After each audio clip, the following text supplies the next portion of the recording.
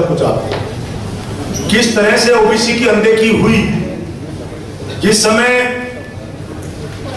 ये देश आजाद हुआ उस समय भी एक मांग रखी गई थी कि ओबीसी का कमीशन बने, जातीय जनगणना हो, लेकिन 1931 के बाद नहीं हुई।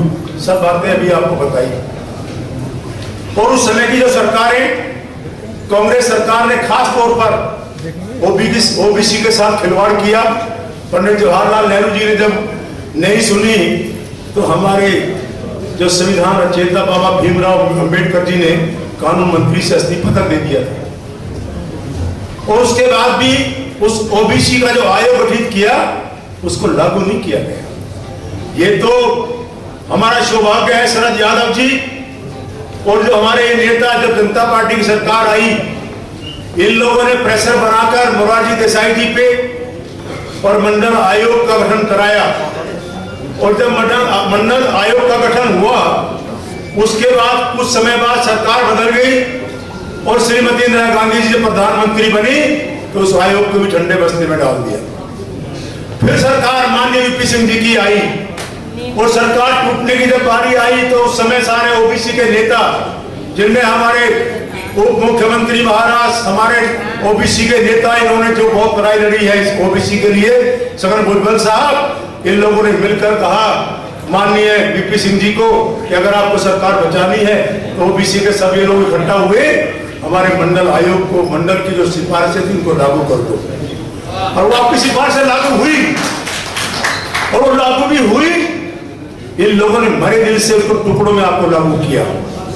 मैं पहले कांग्रेस में था, दिल्ली प्रदेश युवक कांग्रेस के अध्यक्ष के रूप में मैंने काम किया है। मैं कई कॉलेज में, दिल्ली सरकार के जो कॉलेज रहे 6-7 कॉलेज में, गवर्निंग बॉडी में मैंने काम किया। मैंने देखा किस तरह से रोटेशन को दबाकर ओबीसी के लोगों को नौकरी से वंचित किया गया। आज देश के अंदर ओबीसी के साथ वोट बैंक तो मान लिया हम लोगों को वोट लेने के लिए पार्लियामेंट के अंदर बड़े बड़े वादे तो कर लेते हैं लोग, हमें लुभाने के लिए बात करते हैं। अभी अनाउंस किया कि हमने राज्यों को जाति को सम्मिलित करने का अधिकार दोबारा दिया। 11 से 14 तक मैं दिल्ली सरकार के ओबीसी कमीशन का मैं चेयरमैन रहा हूं। उस समय भी अधिकार हमारे पास था। जो अधिकार ये देने की बात आज कर रहे हैं वो अधिकार उस समय भी हमारे पास था, आज भी हमारे पास है। आज ओबीसी के लोग बैठने वाले नहीं हैं। आप लोगों को उठना होगा, खड़े होना होगा और जो लड़ाई हमारी ये कोर्ट के अंदर, पार्लियामेंट के अंदर लोग लड़ रहे हैं, उस लड़ाई को हमें लेकर एक अपनी ताकत के रूप में इस देश के अंदर खड़ा होना होगा। तभी हमारी आवाज को सुना जाएगा।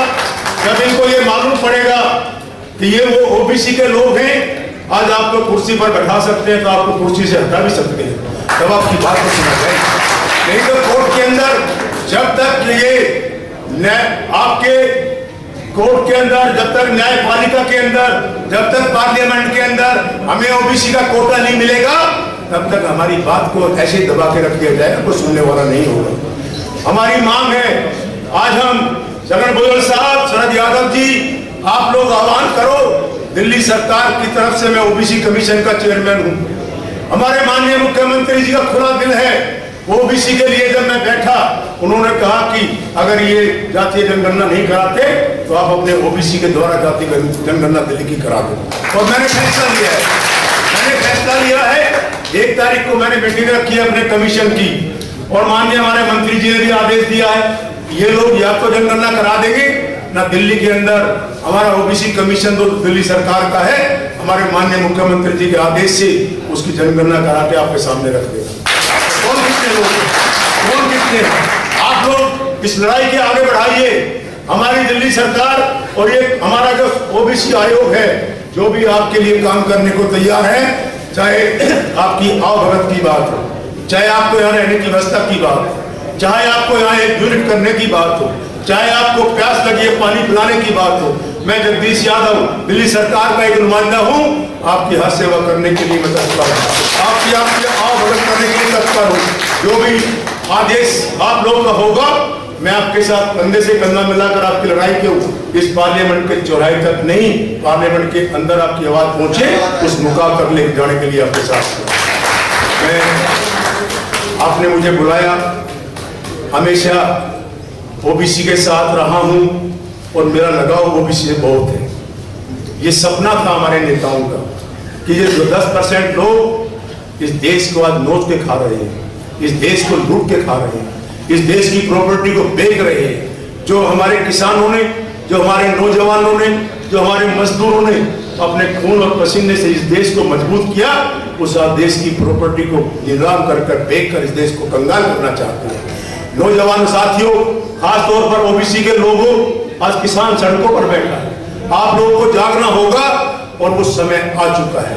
वो समय फिर आने जा रहा है कि ओबीसी के लोगों को भी टुकड़े इधर उधर देकर आपको बांटना चाहेंगे। ये आने वाली है, आपको रोहिणी कमीशन की रिपोर्ट आने जा रही है। उसके अंदर ऐसा खेल करेंगे ये चुनाव से पहले कि ये आपके भाईचारे को, जो हरियाणा के अंदर खेल नहीं हुआ था कि कहीं बेचारे हरिजन परिवारों के घर जला दिए, कहीं हमारे मजदूरों के घर जला दिए, कहीं दूसरी जाति के लोगों घर जला दिए, एक दूसरे को लड़ाया था। इस तरह से ओबीसी के लोगों को बांटकर ओबीसी को कमजोर करना चाहेंगे, ओबीसी को तोड़ना चाहेंगे।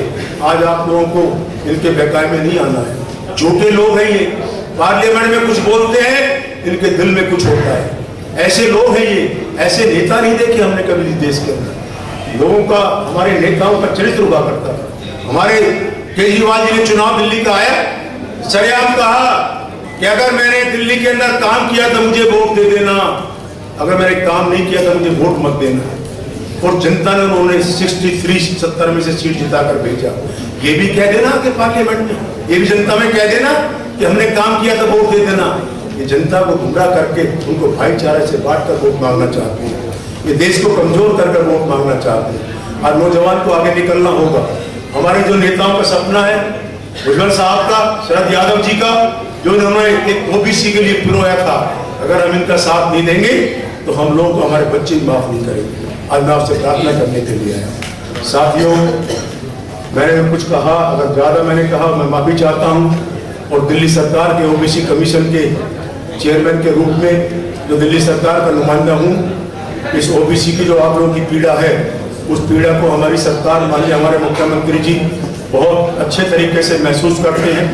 ओबीसी के, उनका तो काम जो दिल्ली सरकार में है वो सब ओबीसी की भलाई के लिए है। 20% यूनिट बिजली फ्री, बसों में बहनों के लिए किराया फ्री, जो गरीब की सहायता की बात है वो हमारी दिल्ली सरकार तो करती आ रही है। और उनका आदेश हमें हुआ है कि जो आपकी मूवमेंट है, इसके अंदर हमारा, आप सबका स्वागत है। जहां भी हम आदेश, हमारे जो नेता इनका होगा, मैं इनके आदेश का पालन करते हुए आपकी इस लड़ाई में एक सिपाही के रूप में खड़ा होकर काम करने को तैयार हूं। जय हिंद, जय ओबीसी, जय Bharat. Press the bell icon on the YouTube app and never miss another update.